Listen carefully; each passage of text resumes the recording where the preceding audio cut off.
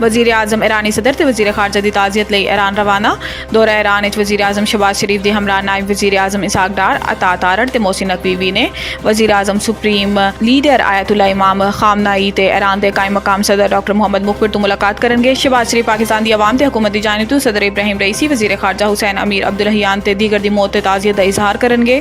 Tehran विच Iran दे supreme leader ayatollah खामनाई ने ईरानी सदर इब्राहिम रईसी, वज़ीर खारजा हुसैन अमीर अब्दुल्लाहियान ते दीगर दी नमाज जनाजा अदा की, जिदे हज़ारों अफराद ने शिरकत की। ईरानी सदर इब्राहिम रईसी नूं मशहद जुमेरात नूं सुपुर्द खाक किया जाएगा। PTI तर्जुमान रऊफ हसन ते हमले दा मुकदमा नामालूम ख्वाजा सरामा दे खिलाफ दर्ज।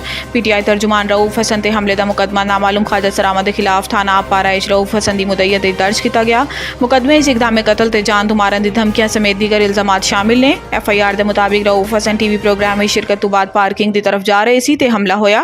बज़ाहिर ख्वाजा सरा नजर आने वाले शख्स ने रोक के हमला किया तो इस दौरान मजीद 3 ख्वाजा सरा जैसे अफराद आ गए तो जानलेवा हमला किया। FIR दस्या गया है कि जान तो मारन लई तेज धार आले तो गर्दन कटन की कोशिश की गई।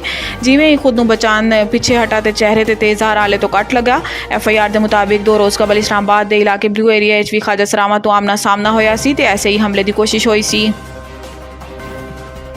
नॉन फाइलर्स की सिम ब्लॉक करन दा हुकूमती फैसला बदस्तूर नाफिजुल अमल है। High court tax non filers की मोबाइल फोन सिम्स ब्लॉक करने के हुकूमती फैसले के खिलाफ केस की समात हुई। विफाकी हुकूमत ने मोबाइल नैटवर्क कंपनीज के खिलाफ कार्रवाई ते जारी स्टे ऑर्डर खारिज करने की मुतफरिक दरखास्त दायर की।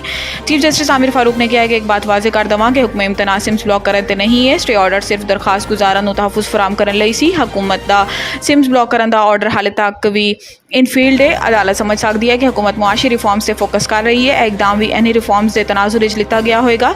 अदालत कोशिश करेगी कि जल्द अज जल्द इस केस का फैसला हो जाए। अदालत ने केस की समाअत जून तक मुलतवी कर दी थी। सानू देखना होगा कि बशकीक तो आने वाले तुलबा का मसला किमें हल करिए। इस्लामाबाद प्रेस कॉन्फ्रेंस करते हुए वज़ीर खारजा इसहाक डार ने कहा है कि आस्ताना किर्गिस्तान के वज़ीर खारजा तो बशकीक तुलबा के मसले पर गलबात हुई। किर्गिज़ वज़ीर खारजा ने यकीन दिलाया है कि परेशानी की कोई गल नहीं। तो किर्गिज़ सदर ने भी कहा है कि असी इस तरह के वाक़यात बर्दाश्त नहीं करांगे। बशकीक वाक़े मुलविस अफराद को गिरफ्तार किया गया है। इसहाक डार के मुताबिक तस्वीर ने दसिया है कि 1150 वर्करस उत्थे ने जो एजेंट्स के जरिए पहुंचे।